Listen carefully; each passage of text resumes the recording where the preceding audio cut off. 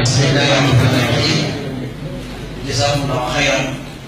وأنا خريج جامعة الأزهر وأفتخر بالأزهر. حقيقة بلد محب، أقربونا ونحن طلاب الأصل وكان الكل تربية. جزاكم الله خيرا. نرحب سادة العلماء ونقول لكم السلام بلدكم، أنتم رب البيت ونحن ضيوف لكم، ولكن لا يبلغنا ذلك أن نقول الحق، لأن الإنسان إذا أحببته تقول له بحبنا لمصر واعتزازنا بمصر وشعبه نحن جميع فاعلون.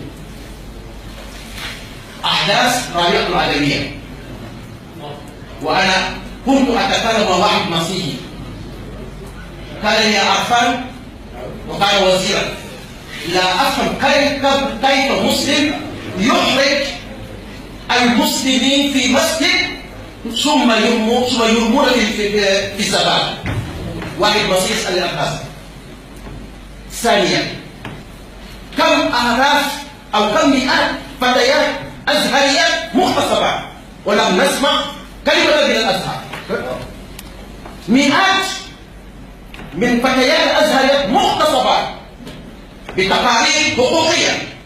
آخر تاني وصل هيومن رايتس الأمريكية تقريبا من أسبوعين أو ثلاثة. كذلك كم شباب طلاب أزهريين في الجامعات كلهم في السجون.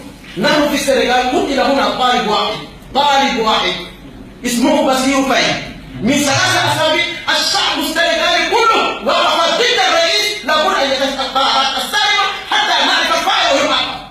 وهو المالك الواحد.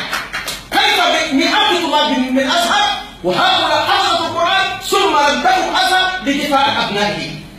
ثانيا، هل جاء أزهر؟ ما معنى يوم الانقلاب أن يجلس الأزهر بديوان القائد الانقلاب لمباركة الانقلاب؟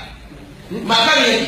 ثانيا، أنا أقول أن هذه المحاضرة خطر على أمن القومي السنغالي، لأن السنغال هي الدولة الوحيدة في هذه الفترة التي لم يحدث فيها انقلاب.